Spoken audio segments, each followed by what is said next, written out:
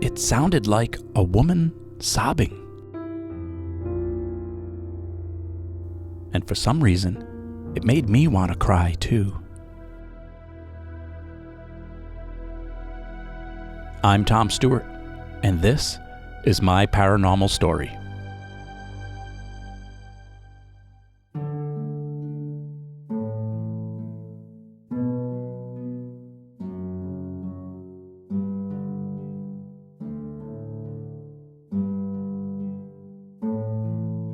Before I start this episode, as always, I want to send out some thank yous. First, a big thank you to those of you who continue to support my podcast with your generous donations. So thank you, Brian Kenny, Helen Corning, Jamie Dorsey, and Kristen McNeely. Remember, I never charge a subscription or make you pay for bonus material. So if you'd like to support the podcast and help me keep my costs down, just head over to my website, myparanormalstory.com, and click on that donate button. Or you can buy a mug or a t-shirt. I really do appreciate it. I also want to thank everyone who has been commenting on my social media posts. I've been posting lots of memes and polls lately, and I love reading your feedback. You can follow me on Facebook and Instagram. Just search for My Paranormal Story Podcast. And I got to also thank those of you who have subscribed and commented on my new YouTube channel as well. You can check that out at youtube.com/myparanormalstory. And thanks for all your emails too, especially Brandy Bulow. I think I'm saying that right. Thanks for sharing your stories with me, Brandy. If you'd like to email me and comment on this podcast, invite me to be on your podcast, or tell me your paranormal story, you can write to me at myparanormalstorypodcast@gmail.com. Okay, that's it for the thank yous. Here's my latest episode. It's dedicated to Ruthie.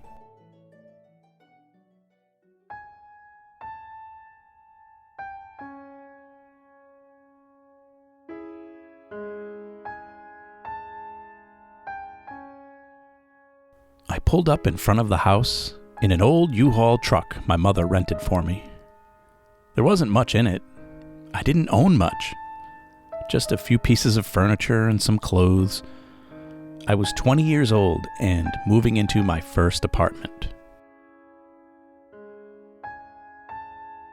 It was a large blue house that stood out at the end of a busy street in Pawtucket, Rhode Island.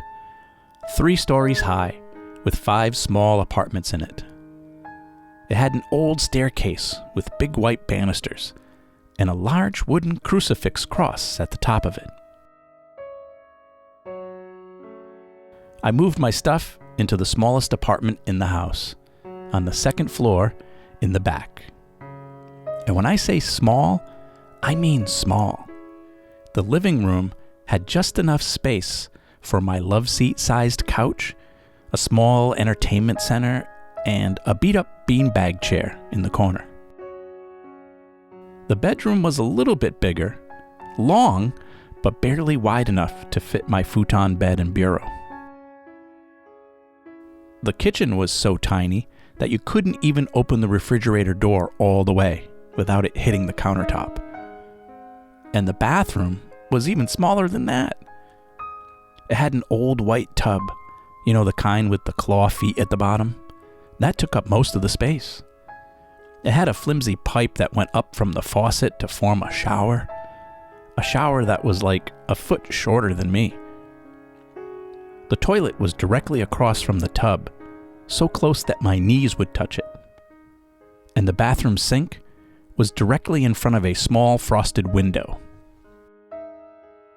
There was no mirror or medicine cabinet, so I had to buy a mirror and screw it into the window frame so I could at least see my face when I shaved.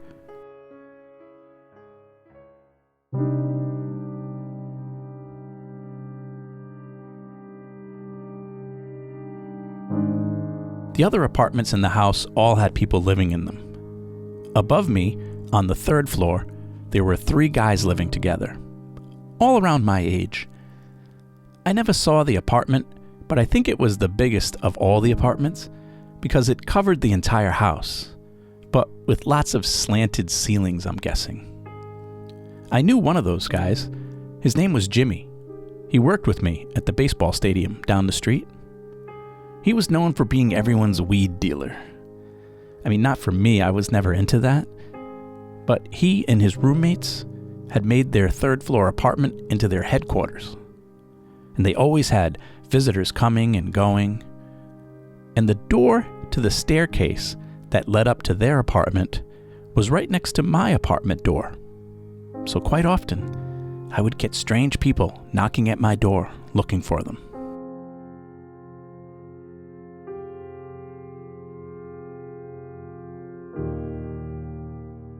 There was one other apartment on my floor, besides mine, on the opposite side of the house, towards the front.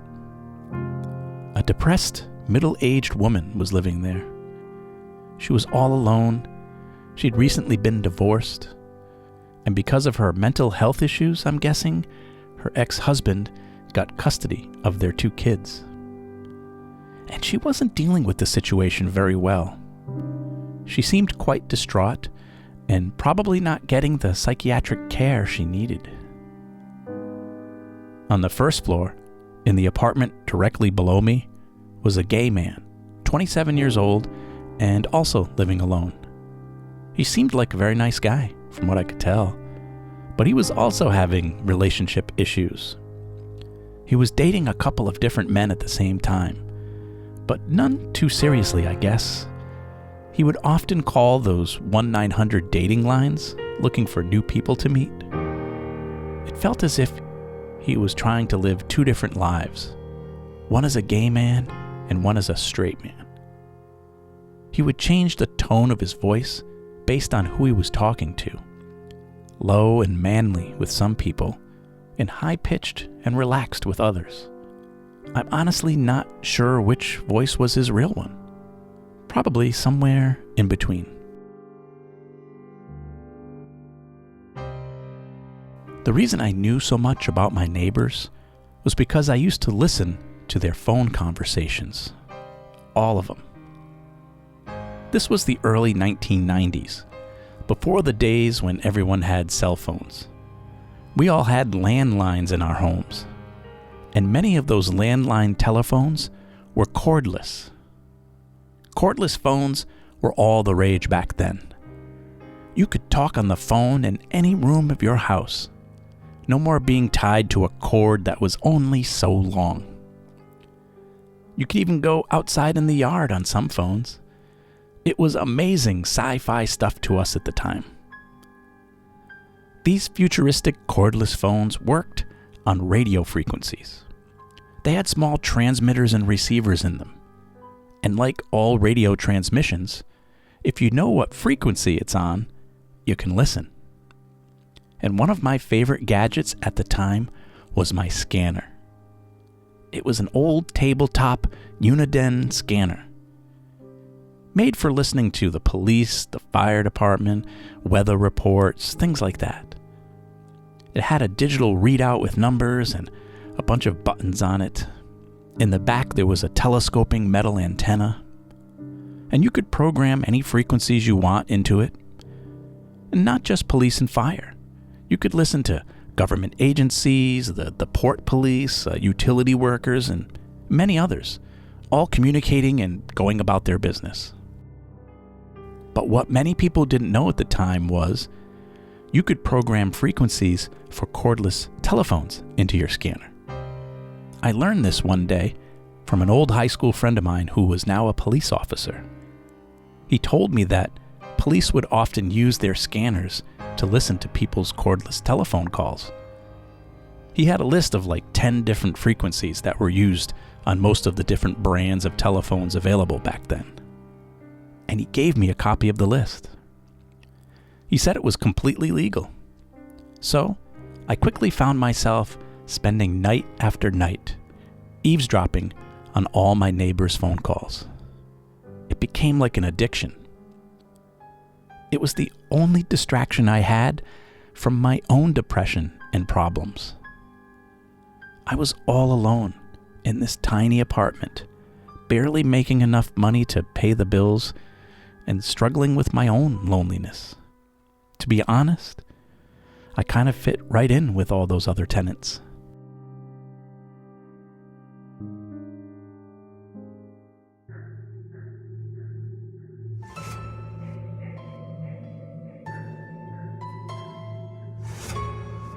But it wasn't just telephone calls and policemen I was listening to on the scanner. Occasionally, I'd hear other transmissions too. As the scanner would cycle through all the different frequencies, occasionally it would stop on random channels, where I would hear strange sounds. Sometimes it would be like an odd electronic sound, like robotic beeping. I used to think maybe they were military codes or something. But if it was late enough at night and I was half asleep, sometimes I would feel like it was aliens talking to each other. And then there was this other transmission. It would pop up now and then. I still remember the frequency number, 177.66, I think. Most of the time, it would sound like white noise. But when I listened closely, sometimes I swear I could hear voices inside the static. So one night, I plugged in some headphones so I could listen to it better. And it sounded like someone singing. Not singing, but humming. Like someone humming a song to themselves. It would happen a few times, but it would only last for a minute or two.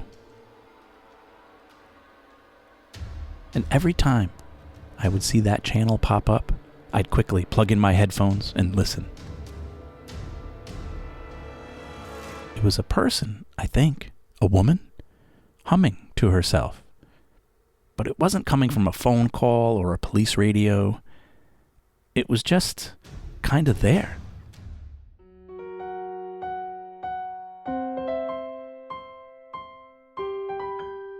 There was one other person living in the house that I haven't mentioned yet, and I got to know her pretty well too. Not from eavesdropping on her phone calls, but from actually talking to her. Her name was Ruthie, and I'm guessing she didn't have a cordless phone. Or if she did, she never got any calls that I heard. But aside from Jimmy on the third floor, Ruthie was the only one in the building I ever actually talked to in person. That day I was moving in, she greeted me from her porch. Her first-floor apartment was the only apartment with a porch. And she would sit out there in her rocking chair on most days. I'm not sure how old she was, but I was 20, so anyone over 65 was old to me. Whenever I'd be coming in or going out, I'd usually stop and chat with her for a bit. She was a sweet old lady with a great sense of humor. She loved to laugh. She had this childlike laugh, too, and it would make you want to laugh with her. It was like a little girl giggling, but it was coming out of an older woman's face. And Ruthie would tell me wonderfully hilarious stories about everyone who had lived in that house and the neighborhood for that matter. She knew everything about everyone. And she didn't need a scanner to do it either. She just sat there on her porch in that rocking chair, observing everyone, every day.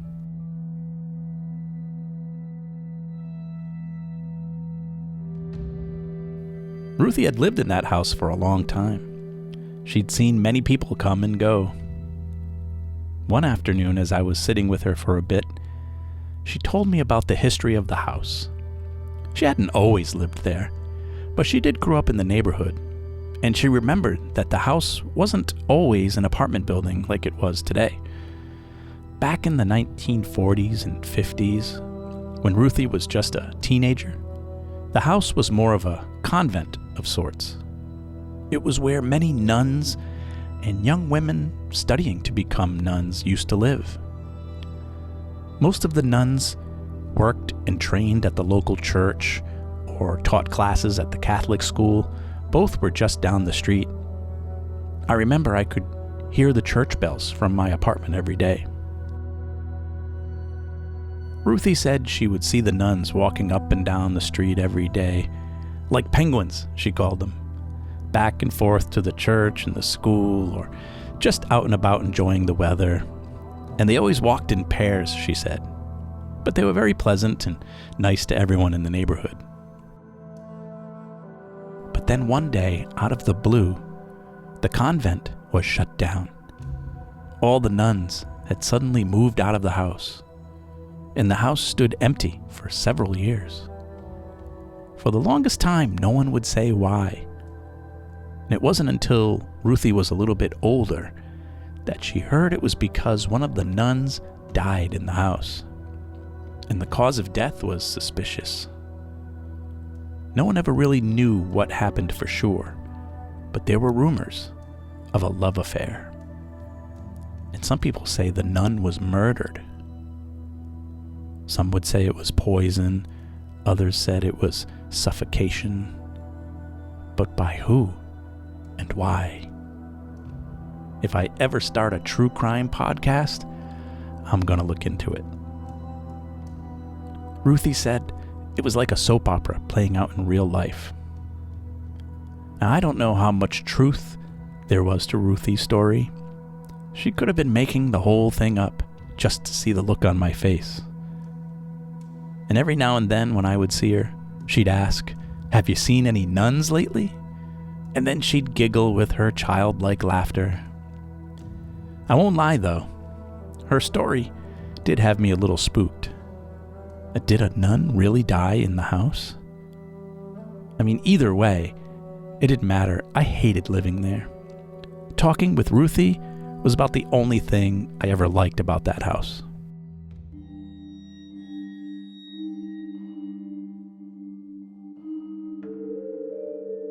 One night around 9:30, I was lying in bed watching TV with the scanner on in the background, and I heard that familiar static sound from the weird voice channel.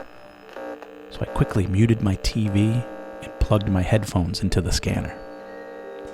The white noise was crinkling and crackling, and I listened closely, expecting to hear that strange woman humming again. But this time, it was different.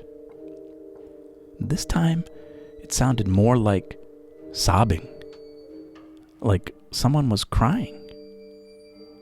It only lasted for a minute or two, and then it went back to static. I don't know why the woman was crying, but for some reason, it made me want to cry too.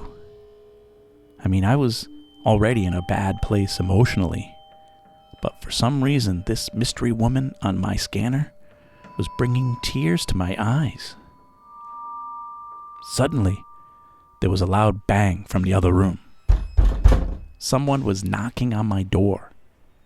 It startled me at first, but for some reason it also made me angry. I sprang up from my bed and stormed over to the door. I swung it open quickly, ready to yell at whoever it was bothering me at such a late hour. And standing there at my door was this pretty young blonde woman, probably in her 20s or so.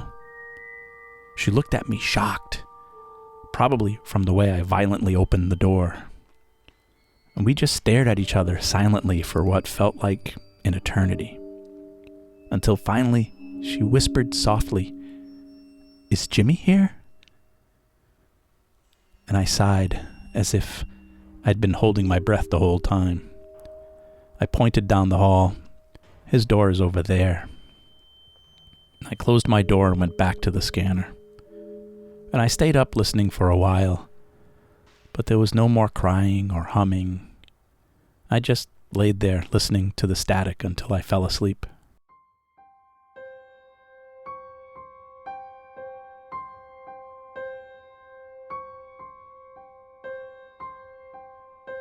The next day I told Ruthie about my unexpected visitor at the door, and she giggled her giggle and said, "Oh, you should have invited her in."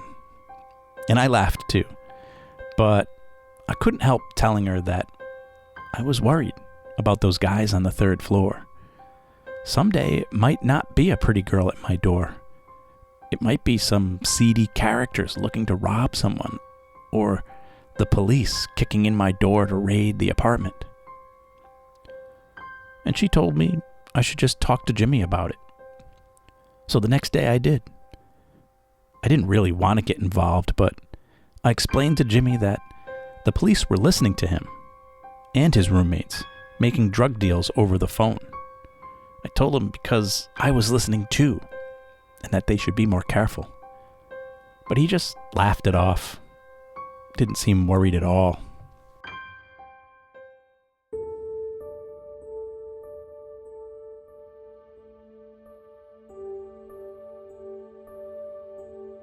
As the days and weeks went by, more strange things continued to happen in the old house. I came home from work one day. It was around 6 at night, and outside the house were a bunch of police cars, fire trucks, and an ambulance. They had the whole area blocked. I couldn't even park my car where I normally did. I had to park down the street and walk down the sidewalk just to get home. Along the way, I was thinking, well, the police finally arrested Jimmy and his roommates. Maybe I'll get there just in time to watch them coming down the stairs in handcuffs. But no. Instead, I saw paramedics taking someone out of the house covered in a white sheet on a stretcher. I asked the policeman what happened, and my heart sunk. It was Ruthie. Apparently, she had passed away during the night. Her daughter sent the police and the landlord there to check on her when she didn't answer her phone for a couple of days. I was heartbroken. The following week, they had her funeral at the church down the street. I didn't go, but I couldn't help thinking about her giggling at all the penguins who were probably standing around her.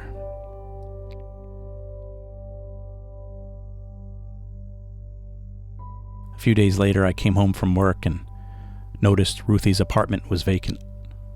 The curtains in the windows were gone, and inside it was empty. They took everything, except her rocking chair, which was still on the porch. Occasionally, I'd see it rocking. From the wind, most likely, but I used to like to think it was her.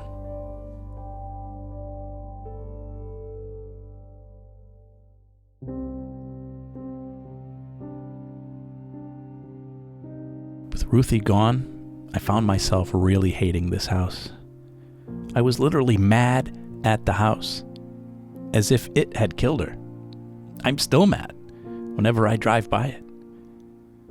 I immediately began looking for a new apartment. I needed to get out of there. Everything in the house was quickly beginning to change. My depression and sadness was getting worse, and the things I was hearing on the scanner were getting scarier. The man on the first floor was suddenly sick. He was making phone calls to doctors and medical clinics all the time, trying to make an appointment. He was also worried about his job at the bank. He kept calling in sick, not just because he wasn't feeling good, but because one of his coworkers had found out he was gay and was telling everyone else in the bank. I guess he didn't want his coworkers to know. He was afraid they were going to fire him. He was in a dark place. He was calling those 1-900 dating lines even more now, meeting up with some shady people. And then one night, I heard him having a huge fight with his dad over the phone. I caught the conversation somewhere in the middle, so I'm not sure what they were fighting about, but his father didn't seem very supportive. The call ended with his dad hanging up on him, and I could just feel his pain and sorrow emanating through the house. Things were getting worse for the divorced woman down the hall, too. She continued to call her ex-husband almost every day. and the conversations would start out civil, asking about the kids and stuff, but then they would always get more and more heated by the end of the conversation. The courts had now restricted her visitations with the children. She could only see them while supervised, and this was tearing her up. It's so rare for a judge to rule against a mother in divorces, so whatever was going on with her must have been serious. She would go from begging her ex to let her see the kids to threatening his life or threatening her own. I would sit there quietly in my apartment listening until she would ultimately hang up and then go on a tantrum through her apartment, almost nightly, throwing things, slamming things, screaming. But then one night, after her phone call, after making her usual threats, she hung up the phone and then nothing. No screams, no bangs, no thuds, just complete silence. Sometimes silence is the scariest sound of all.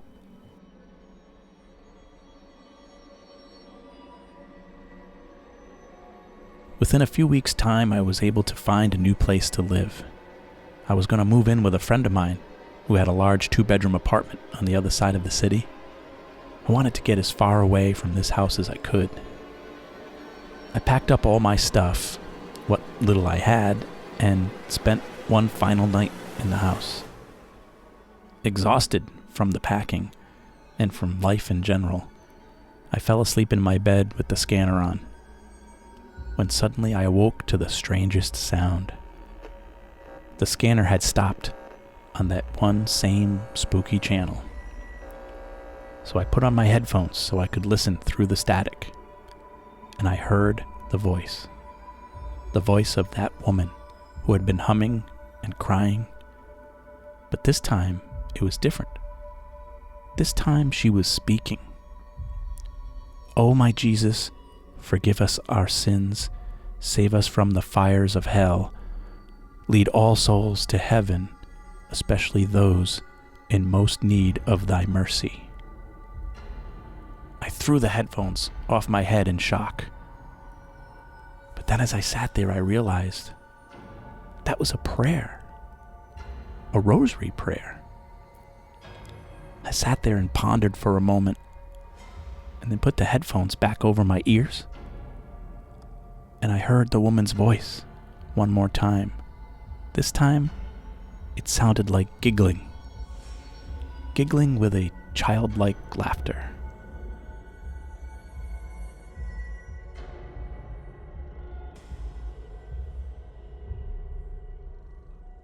My Paranormal Story is written, produced, and narrated by me, Tom Stewart.